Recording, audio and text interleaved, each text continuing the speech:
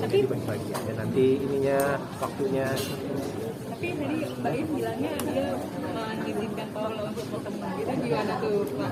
Berarti bohong dong berarti Mbak? Saya nggak bilang bohong, ya. Saya nggak bilang bohong. Yang namanya aksesibilitas itu tidak dalam artian itu 70-30%, 50-50 atau enggak.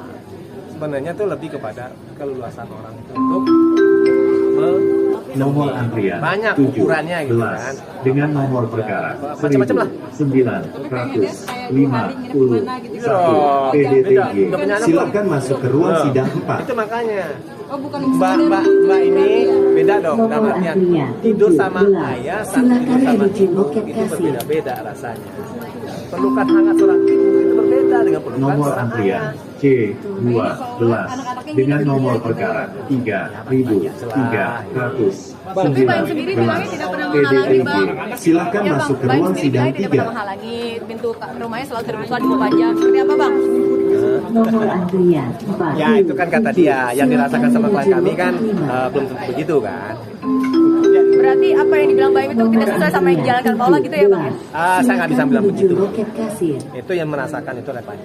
Berarti pengennya Paula tadi seperti apa Bang? Anak-anak Bang? Nomor antrian Ya bagi-bagi waktu aja. 47. Silahkan Bagi-bagi menuju waktu loket 5. kapan untuk Paula, kapan untuk Mbak Im, gitu kan.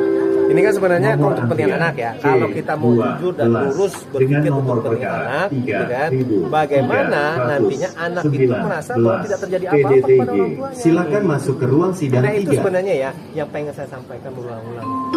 Karena satu di situ Nomor ada antrian perempuan, saudara anak. 18 Kedua-duanya dengan itu nomor adalah kelompok perkara rentan. 2900. Kelompok rentan. Kenapa? Aksesibilitas mereka dalam melakukan banyak aktivitas Silakan itu masuk ke ruang sidang bisa 4. begitu mudah ketika dibatasi sama laki-laki. Bukan Pak Im maksudnya. Realitas bahwa perempuan dan anak itu adalah kelompok rentan atau vulnerable person. Gitu. Jadi tidak dimanapun gitu kan. Nah itu makanya pendekatannya itu lebih kepada bagaimana seorang anak dan seorang ibu itu mendapatkan sesuatu hal yang diinginkan sama dia gitu kan.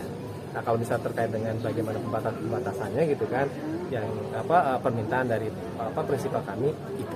Oke. Bang, tentang Paula katanya ada ngaku dia sering chat-chatan sama Niko, itu gimana sih Bang? Bang, tanggal 20 nanti Paula akan hadir ya Bang, karena wajib hadir itu Bang pembuktian Bang. Mudah-mudahan. Tapi Paula sendiri kenapa Bang hari ini tidak hadir Bang? Alasannya Bang? Ya kalau misalnya itu kan dia kan sebagai single parent kan sekarang kan. Berarti udah sibuk bekerja menafkahi dirinya sendiri ya saat ini? Nggak juga. Tapi paling intinya sih sebenarnya bagaimana dia itu bisa survive. Dalam artian kan begini. Nomor antrian 2. Berbeda ya kalau misalnya perempuan yang menuju punya pos mata layanan pencaharian hukum. berbeda ya. Nah, dulu bagaimana, sekarang itu bagaimana gitu kan. Itu ada proses peralihan gitu kan. Nah proses peralihan itu yang harus dibiasakan pada saat ini agar gitu, agar perempuan tidak dizalimi dan anak mendapatkan haknya dia. Oke? Bang, proses ini kan masih berjalan ya Bang. Artinya Paula sendiri masih dinafkahnya sih sama Mbak Im. Itu isi mediasi kemarin. 18. Itu isi mediasi kemarin. Itu makanya deadlock. Artinya belum, udah nggak ada ya Bang? Oh, saya nggak bisa bilang itu karena itu di mediasi. Silakan menuju loket kasir. Jangan disimpulkan. Jangan disimpulkan. Itu nanti. Oke? Bang, tadi kenapa ya Bang emosi sedikit Bang di dalam Bang sampai? Oh, enggak, saya nggak emosi. Saya itu bersidang begitu, apalagi kalau misalnya pidana gitu ya.